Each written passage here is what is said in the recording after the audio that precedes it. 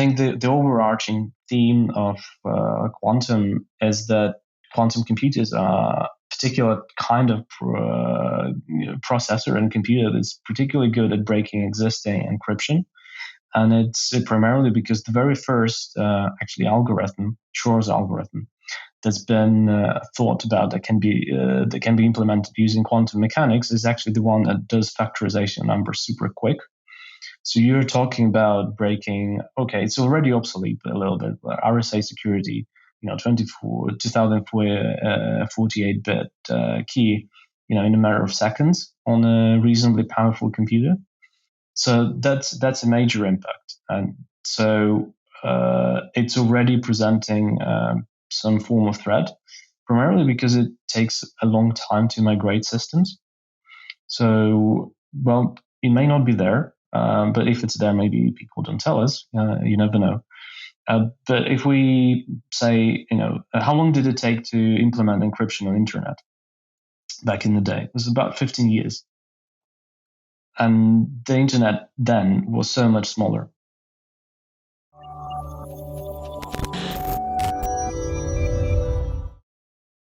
Hello and welcome to the Cybrary Podcast. I'm Will Carlson, the Director of Content here at Cybrary, and I'm really excited about our episode today. Today I'm joined by Max with Aegiq, and Max is here to talk with us a little bit about quantum technologies. And, Max, I guess to start, I'd love for you to tell us a little bit about your background, kind of how you got into the field of quantum and what it is that Aegiq does in the marketplace and what you're planning to do going forward.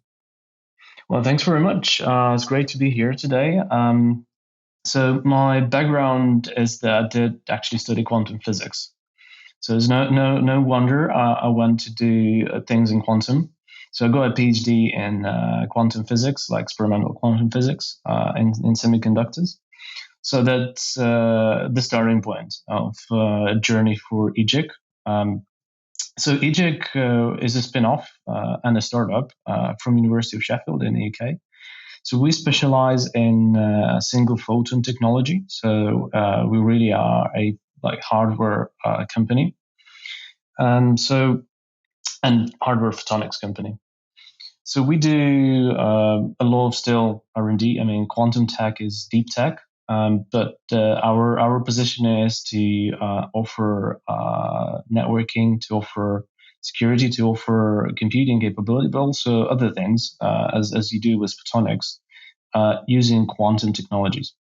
That's interesting, right? So I think a lot of people, and I know the cybersecurity professionals that I've talked with about quantum, I think they have some preconceived notions, right or wrong, about what quantum really is. And I think they tend to think of immediately quantum computing and quantum computers. But I'm curious, even in your intro, there's obviously a number of fields within quantum. I wonder if you could explain a little bit more for the audience, kind of what some of those are, and again, where Aegiq fits into those particular domains. Sure. So quantum technology is generally, as we call it today, it's quantum 2.0, it's called. So quantum 1.0, for reference, is everything that we use actually in our everyday devices. So it's your camera on your phone, like the LED screen that you have, it's technically quantum as well, because it uses laws of quantum physics to work. And so quantum 2.0 is basically when you reduce down the number of particles, like photons, electrons, atoms, or whatever you choose, to few, and see what happens there. So that opens up a huge set of different applications and opportunities. And you could broadly put them in three categories. So that's sensing, which includes also imaging, so gravimetry, a lot of interesting things there. There's computing, which is what everybody knows about, or at least talks about, and it's also communication, or transferring of data, more or less. So these are three main sort of pillars in quantum technologies, and there's an overarching set of components and technological material platforms that play out with different ones. As you would, these days you'd say, well, there's different kinds of elements in the microelectronics. You've got resistors, transistors, and all these things, and they're used in huge amount of things. So similarly, in quantum, I think we will see different elements of stack as well. I think from a cybersecurity perspective, the two that stand out to me as really being interesting are, not so much sensing just yet, but really the computing and the communications end of it. And I wonder, how do you think those things will impact the cybersecurity space? If you're looking much further down the road, maybe not so much further down the road, maybe sooner than we think, but how do you think quantum will begin to impact the cybersecurity space, both near term and long term? So there's a number of ways it will impact. So obviously, cybersecurity has to and is moving always with changes in technology as we see it. So like artificial intelligence did help, and like machine learning came into play in some applications. But I think the overarching theme of quantum is that quantum computers are a particular kind of processor and computer that's particularly good at breaking existing encryption. And it's primarily because the very first actually algorithm, Shor's algorithm, that's been thought about that can be implemented using quantum mechanics is actually the one that does factorization of numbers super quick. So you're talking about breaking, okay, it's already obsolete a little bit, but RSA security, 2048-bit key, in a matter of seconds on a reasonably powerful computer. So that's a major impact. And so it's already presenting some form of threat, primarily because it takes a long time to migrate systems. So, well, it may not be there, but if it's there, maybe people don't tell us. You never know. But if we say, how long did it take to implement encryption on the internet back in the day? It was about 15 years. And the internet then was so much smaller.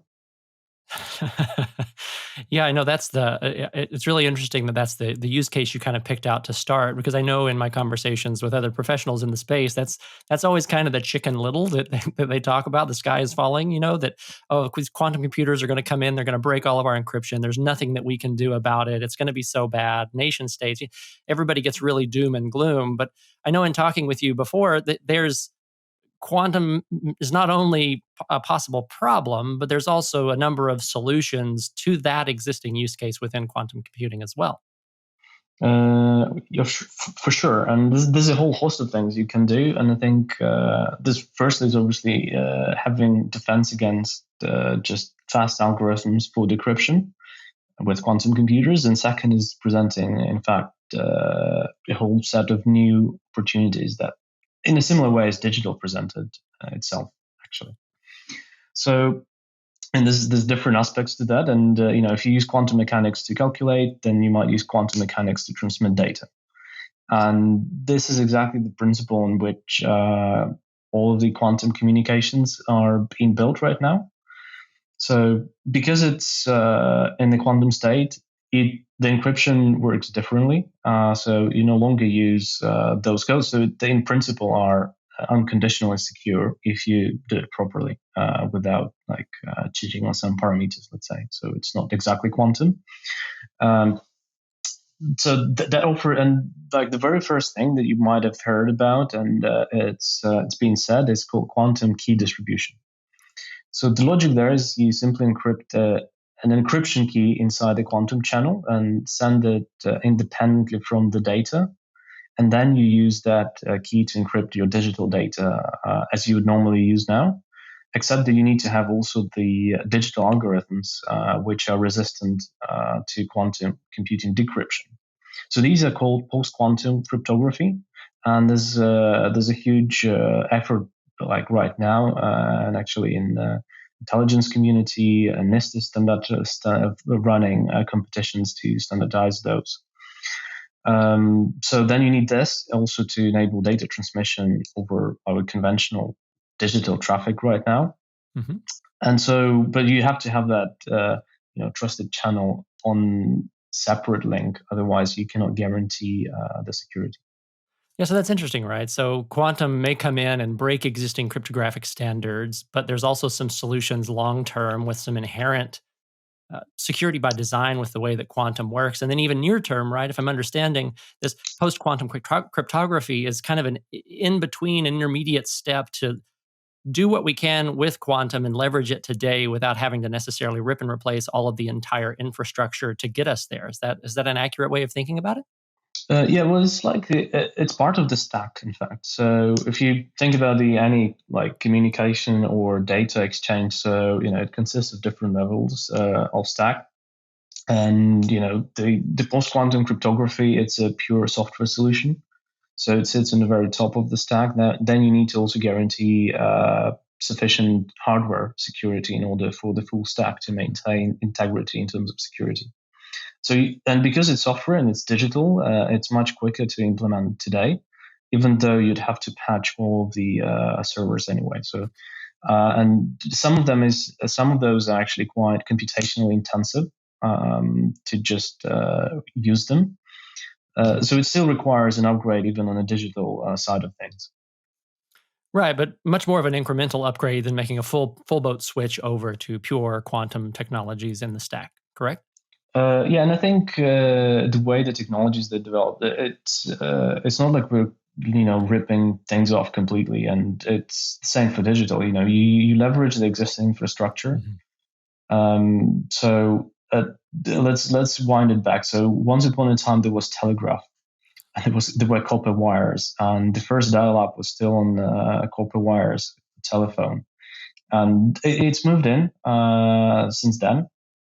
And similar is going to happen for quantum. So the first devices, they'll use the same infrastructure. They'll use the same fiber infrastructure that's out there.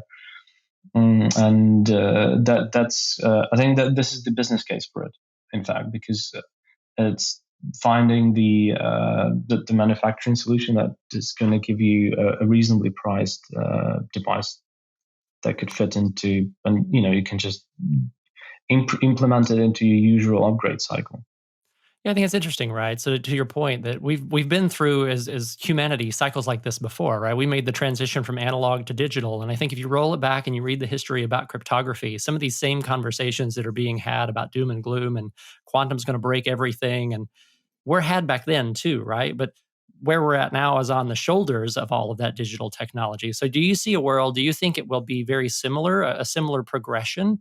With quantum, like in this interim state when it's still expensive and hard to get to, it may be a little uncertain, but as it's democratized and more people have access, that it will get more feature parity to kind of where we're at today in the digital way of thinking. Yeah, exactly. So I don't think it's going to be this quantum leap. Actually, quantum leap is a funny word because quantum is the smallest leap you can take in a sense. But there's not going to be this dramatic thing that, we wake up one day and it's suddenly all different. It will be a hybrid, quantum, digital, and they'll slowly mix up together.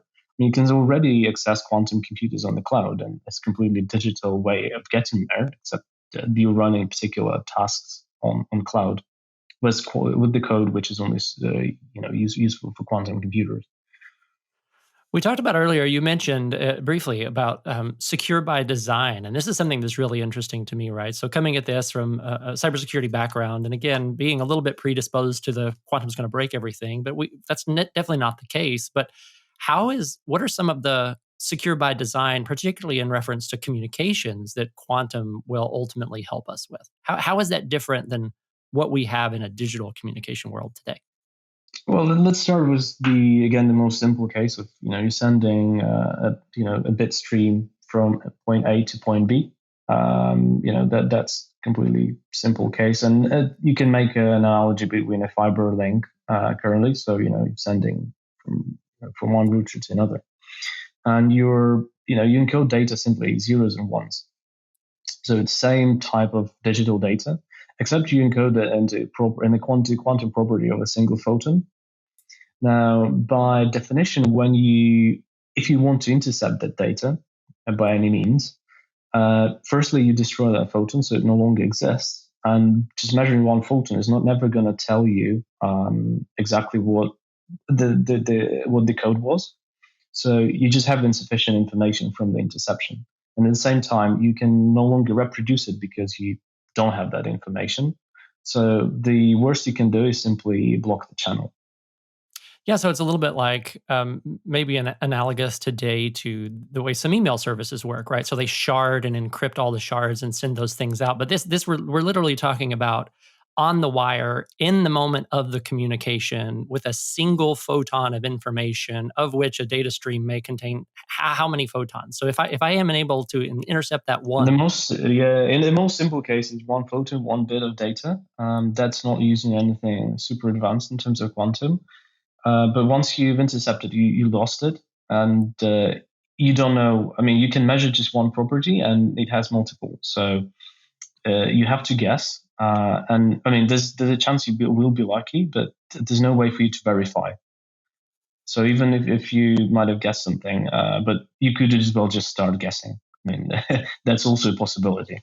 You just go one by one and brute force. how do you see, so this is really intriguing to me, right? And the sea change that this ultimately will be, so now we're on the other side of cybersecurity, right? I think cybersecurity professionals ought to be thinking, oh, what a big difference this will be, right? So if my SSL, my security key provider gets hacked and somebody has my key, they see everything now. But if we move to this type of technology, that won't matter, right? So now we're on the other side of cybersecurity professionals, I think, and they should be excited for some of these things in the quality of life improvements and the data privacy improvements that these technologies ultimately will be. I wonder, what is kind of the timeline and what's the roadmap look like for ultimately the industry to begin leveraging some of these things? I think you just before I answer that, I think you just touched on a really interesting thing about like the opportunities that the quantum brings. So, for example, right now you might have your key for something, and you will rotate it once a year, once in 2 years, or something like this, and it's considered to be safe, or maybe once a month. But not like you would have a one-off key for a given message, or something like this. So with quantum, or quantum communications coming in, the idea is that you have to rotate the keys super fast. So even some gets compromised, you're never getting compromised overall, because you already replaced the rest of it. So it's a little bit like shredder, right? So you paper shredder. So you get a little bit of data somewhere. Maybe you can make out something of it, but again, the probability of and the risk associated with that is so much smaller. But on top of that, and there's some ideas, and they're purely scientific at this point, but how you can implement, for example, quantum identities, and that means that something cannot be forged or replicated because, again, of the laws of quantum physics, of like a non-cloning. So you just can definitely verify that even a particular package is definitely that one, not a forged label even. Same with whatever information that you're sending around. Yeah, I think that's a really interesting, as we think about all of the recent supply chain attacks. So, really being able to validate the integrity of a package and who the sender really is, just the implications that could have, right? So, again, to your point of compromised keys, and we don't know they're compromised until way after the breach and the disclosures have happened and we're responding to it. But this could really revolutionize that in a number of ways, right? So, to your point about quantum identity, it would really be a major sea change for cybersecurity professionals knowing things were really of integrity and they were from who they were supposedly from. Is that accurate?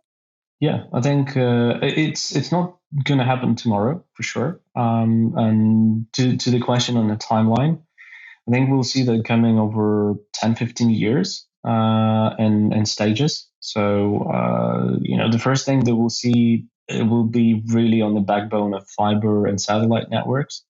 So, and will only be accessed by major government agencies, industrial entities, banks, like financial institutions. So it won't be something that you will feel on your everyday life, even though some of your like even grocery shopping is going to be already secured with a level of quantum in it. And but just to add, like post-quantum cryptography, it's been rolled out already. So even some blockchain protocols already try to employ PQC type hashing, so to future-proof them. And to fully get into this, I think we're probably talking about 10 to 20 years, which is just, I think, a normal cycle to actually upgrade the infrastructure properly. But also the time when we'll see some really exciting stuff coming from quantum computers, because we just mentioned that they can crack things, but they actually can do some really amazing stuff in terms of calculation and useful calculations, such as drug discovery, optimization problems, like database searches, and they'll grow to the size. And in fact, quantum communication is the key to unlocking them, because you'll have to link computers in a quantum way in between themselves. So Do you think it's building quantum network.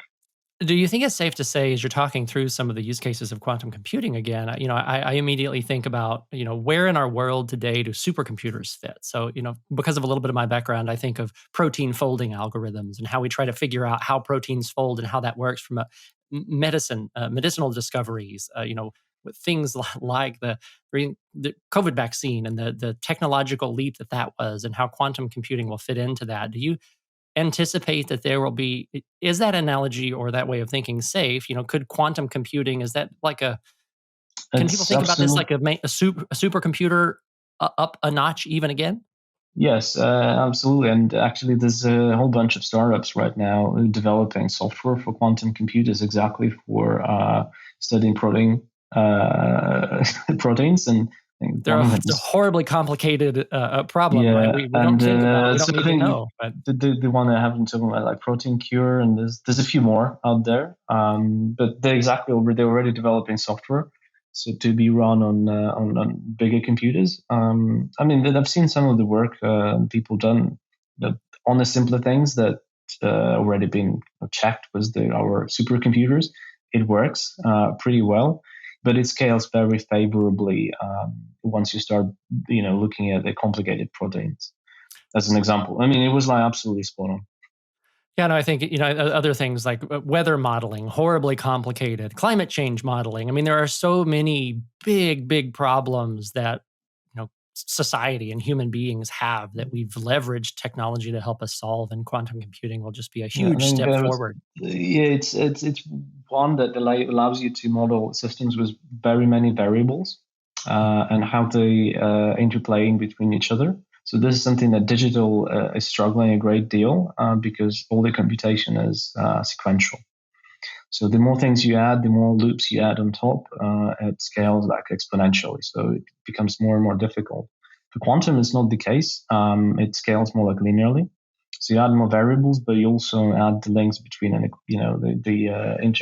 interplays between the variables at the same time, and it's just like it exists. There's a good analogy there with some neural networking as well. So AI will be accelerated massively with quantum computers as well. That's another huge thing, and also another benefit for cybersecurity as well. On the upper end of the thing, because you get much better fraud detection and all these kind of high level applications. Oh yeah, I'm immediately thinking about my peers and connections that are SOC analysts that sift through so much noise and alerts, and the steps we've taken to leverage AI and ML in particular to help filter out the signal from that noise, but just the additional computational power. To your point of adding variables causing exponential scaling and the amount of time it takes, making that linear in and of itself will be such a sea change for analysts and the technologies that ultimately power that, just because of the sheer volume of data and variables we're trying to control for.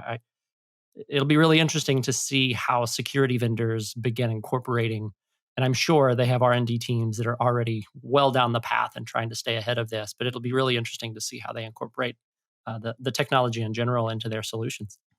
So there's already quite, all bigger players that can afford the budget for themselves. They generally have at least a few people who'd be actively scouting and exploring like what's possible. And it takes like almost everybody. So financial institutions, pharma, chemical, petrochemicals, actually, there's another big area where people are looking at. And so you'll find that there's smaller teams already looking into this with obviously telecom operators as well. They all have small R&D teams to test out new technologies and how they work. So that's been, trials have been put all over the place.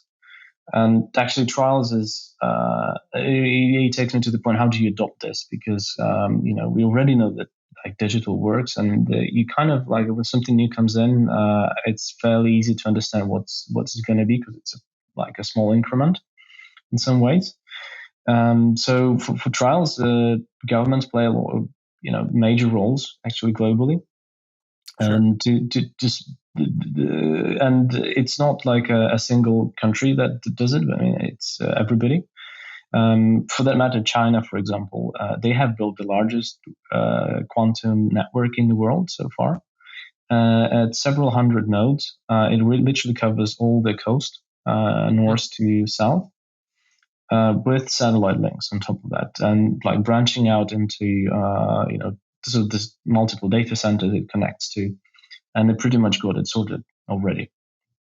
Wow. And well, it still is a trial network, so they don't. I'm not. We don't know what they actually do with that, but we don't expect that it's like in a full production mode in a way. But similar things have been done actually in the US. They've been done in the UK. Europe is trying to build their own infrastructure. So countries themselves are trying to do this. But these are like smaller test beds. But it's exactly the way, for example, internet began in the 60s, 70s, 80s, where it was just like here's a few links, we get going. So in that sense, it's really important that there is collaboration between different stakeholders. I mean, at least in a level of understanding each other's like needs and capabilities. And I'm talking like all the way from like governments and larger end users, all the way down to scientists who are still discovering new science, new technologies somewhere in the physics departments around the world. You mentioned stakeholders. I think that's a really interesting one. So who do you think the stakeholders are now or should be, and who do you think they ultimately will be? It's the usual, stakeholders for those who require ultimate trust and knowing their, security and safety. So it's definitely government agencies. It's definitely double use type technology. So you're talking about defense there as well. And it goes into the system integrators who deliver complex solutions to those end users. Because it only works like that in the end. And so it goes down to equipment manufacturers of different levels, but also service providers. So it has different like endpoints if you want. If because telecom operators, they supply it to everybody, including large or small businesses or mid-sized. And they all has to be reasonably coherent. But think about who today use telecommunications equipment. Everybody. Yeah, no, absolutely right. I think I just picture a world where a telecom operator really figures this out and they're ahead of the curve and they can offer this kind of security just as part and parcel for the services that they offer. That'd be really massive, right? So I know so many of our communications now have encryption baked in just for the general security of those communications. But I think those telecom operators and communications companies stand to gain a whole lot by being ahead of the curve and trying to figure out how they commercialize and operationalize this technology sooner than later. Yeah, absolutely. And I know for sure that many of them are looking at this and trying to figure out the best business model, or at least internal business processes for this, because there's definitely a demand for trust, or unconditional trust. It's a premium service at this point, but those who need it will pay for it. And there's a very solid use case that can be done. Absolutely. I wonder, to pivot a little bit, I think some of the pushback that I've heard about quantum in general is that the fundamentals of it, the science behind it, it's hard to understand. If I can't understand it, then how can I use it, or why should I use it? I wonder what your response would be to that kind of line of thinking. That I need to really understand the fundamentals of quantum before I can leverage it. And until we do, until the bulk of society understands better, it won't be deployed. Well, I mean, does the bulk of society understand how a transistor works? like a fat transistor or something. Probably not. I guess we're just used to the concept that we know that they exist and we know that they work. So it's getting comfortable with it as in first place. I think there's so much knowledge, or how many people actually in the society understand deep down how encryption algorithms work, who actually understand the math behind it. It's very, very limited number of people, but at the same time, we're just used to this idea, and I think we just take it that it takes time for people to get used to new things. But you definitely do not need to understand and be able to kind of derive it from the first principles. It takes too much time. I mean, people will spend their careers and written books on this. So it's about developing, the service kind of offering. So you have people who really know it deep down, and there's a level of a different level of like consultants, people who can tell you specifically how to use it. And it will be fine. I mean, we still have people who consult other people how to use a Google email address, for example, like this. It still is needed, so it's fine. I know my dad was always the family VCR programmer, and for those that don't know, back before we could record TV shows digitally in a box that the cable provider gave us. You had to program a VCR tape to do it. And he was always the one that had to do that. But I assure you, even though he knew how to operate any VCR of any of his family members and was telephone support for all of those folks wanting to record the football game or their favorite TV show, he is not an electrical engineer. You don't need to know the fundamentals about electronic engineering to be able to use those devices, right? So I think it is really interesting. But I also think there's a component of this too, to your point, that we don't necessarily understand so many of the technologies that we use every day, be it our cell phones, computers, how many people understand the internet, but they're able to leverage it, our vehicles, right? I mean, I understand conceptually how a car works, but far be it for me to try to fix it. I'm going to take it to somebody to fix it. But I don't need to know things at that level to use it. And I think quantum's definitely there. I think it will be in that space. I don't think that means, and I know you're not advocating for a lack of validation. I think cybersecurity professionals are well served to be skeptical and to make sure somebody fully understands the implications of the technology. And I think, to your point, there are teams that are doing that now, right? And these big telecom providers, and you wouldn't want to roll out a homegrown algorithm just because you did it until you had somebody really validate and vet that. And there, to your point about NIST, looking into this as well, I think there's a bunch of, obviously primary research and a bunch of folks trying to figure out how to apply that research currently. Would you agree with that? And how important do you think validation of these technologies is for, I guess maybe the scientific community at large before we begin rolling these things out at scale? That's actually a good point, and it's what is still to happen. A little bit. Well, let's go back to analogy with Beagle, right? If let's say you buy an off-roader, you don't really need to see how it's built, but what you really want to see is a test track and just taking it off-road for a little while and see how it goes. And if you're up that hill or through that mud, then it works. So similar thing has to happen to quantum technologies. They need to be tested, tried. Which is why you build test beds, so that you can absolutely trash them there, try to destroy them, see what's the reliability, see what weaknesses they might have. I mean, how do you, what if you create? There could be even really interesting attacks, like you cut the power supply for a moment and it just loses something, just a man with clippers.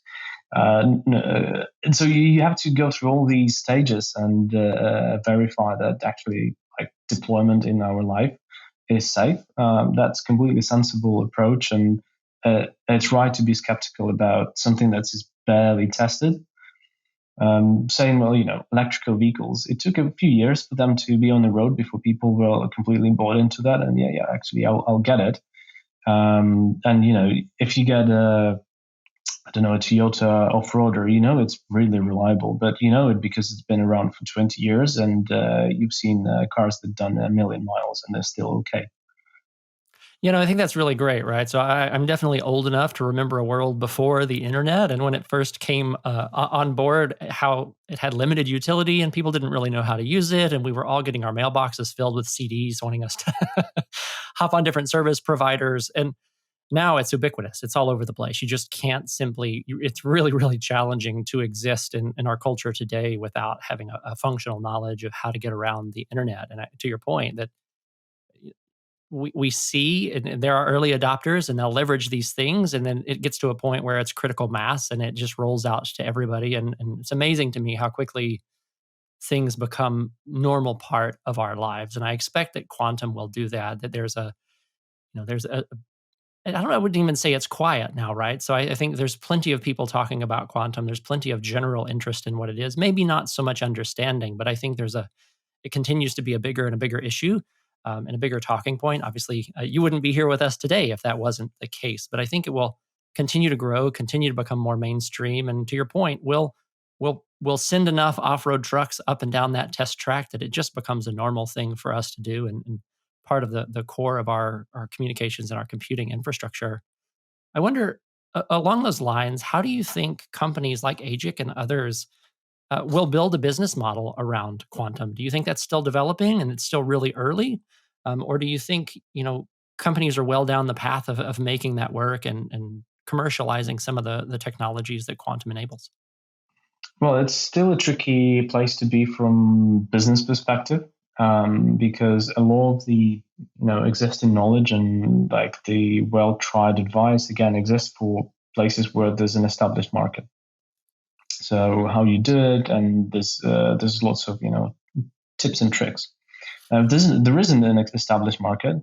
It's kind of a newish area where you are actually doing something like new and risky, like properly risky. Not that that your business model might not be exactly there, but technology is all there. And it's not been happening around for some time, since probably the beginning of internet, and before that, when everybody in the 80s, everybody was investing in semiconductors and building, chips, microchips. So and now it's like the understood technology, and if somebody comes up with a new chip, they know how to in a sentence explain where they are, how they're gonna make it work. So for quantum technology companies, generally, it's finding the path where you can be useful already today for society or for a particular use case, even if it's a narrow one. But it's about building at least the first truck that you can take on the test track. Once you've done it, it becomes a little easier, at least for yourself, and gain people who are interested in this. And I think everybody's aware in the sector that no one's going to jump on this like tomorrow. We still need to show the truck works, and then it will be great, and then it will change the world. But you have to work on it. To be the first one is a good opportunity to kind of be in the center of whatever happens in the sector. So everybody's path is actually unique. In many ways, if you look into companies, there are some trends. So if you start a quantum software company, you're betting on the fact that computers are going to come in at a particular point, and at that point, you're going to have the software which is going to be great for that application. If you're building hardware, then it's a little bit of a race, because you've got to be the first one to build that hardware that's going to do the job. And then finding the use cases again. So it's a balancing act where you see what you would like to do, what makes sense in terms of business or use cases, and how quickly you can get your kit to do just that. And a lot of that still involves R&D and technology development, and which is hardware. Something that's again, the unique things for any hardware company these days is all the tools for development exist for software. Mm-hmm. So the large corporates, those who are actually building hardware, they have their internal tools for these things. But if you're building if you're building an agile team developing hardware, you'll certainly find that there isn't a tool that can keep all your CAD files as easy as or like the versioning system that you have like for Git, but for all the hardware stuff. It just doesn't exist on that level. So there are these funky challenges that you suddenly discover, but it all can be overcome. So our approach to this is and many people do this, like focus more on the R&D applications. So people who actually want to try something new, they may not have the full vehicle, but you just apply a chassis to them. So in our case, we're rolling out our single photon sources later this year, and that's got a fairly niche application in like maybe imaging or like R&D labs, basically similar to selling a laser. It can do different things with it. There's particular ones which are suitable for particular applications. So in our case, it's like that. And in the meantime, we keep working on developing the full like end-to-end solutions and kind of working up the stack. But it's to ensure that we have the integrity of trust. I think what we see is that what quantum really brings in is the ability for people to trust better and more. So how sure are you that your medical record is correct and uncompromised? How sure that bank transaction is actually yours? Funnily enough, my credit card was stolen yesterday. So I experienced that myself in the full flavor. So how do you make sure these things are definitely true? And the technology is already complicated enough that we know a lot of people freak out, even from the digital stuff, because it's too much. And so this is, the way we see and the way we want to take it is to just find ways for people to trust more in their daily interactions with whatever thing they do. I mean, they go shopping, let's make sure it's all safe. They send something important, let's make sure it's all safe. They go on a trip, and let's make sure that they navigate safely. It is a really interesting, from a startup business perspective, a really interesting problem for, product market fit, right? So you have all this fundamental research that can do so many things, and you could build an infinite number of solutions based on that technology. But as a startup, you've got to figure out, to your point, what's the one thing that we want to do well to kind of put our name on the board so we can leverage and move ahead here. I'm sure Aegiq is thinking about your timeline of 10 to 20 years before there's wide adoption of these technologies. And as a company, you've got to stay alive for that long to have a seat at the table in 10 to 20 years. So really interesting. And I think it parallels how we'll see these technologies begin to roll out in the space, right? I think, to your point, we'll see a number of really niche use cases that are solved really well. And that will be kind of that test track where people prove that the technology works and it does this one thing well. And then as there's familiarity and comfort with that use case, then the use cases will just continue to grow, right? And then once you get enough adoption, I think we'll hit a saturation point, and the growth and the inclusion of quantum computing as a solution in multiple technologies will just exponentially grow. Would you agree with that general line of thinking? You think we're just getting started? We'll have some narrow use cases, but over time, the growth in I think we already have some narrow use cases. So I think it's a little bit more advanced than it might feel. And to understand how quickly technologies develop, think about when was the first iPhone released. It wasn't so long ago. And think about your life with that. And we are now on a generation 13. They've no life without it, right?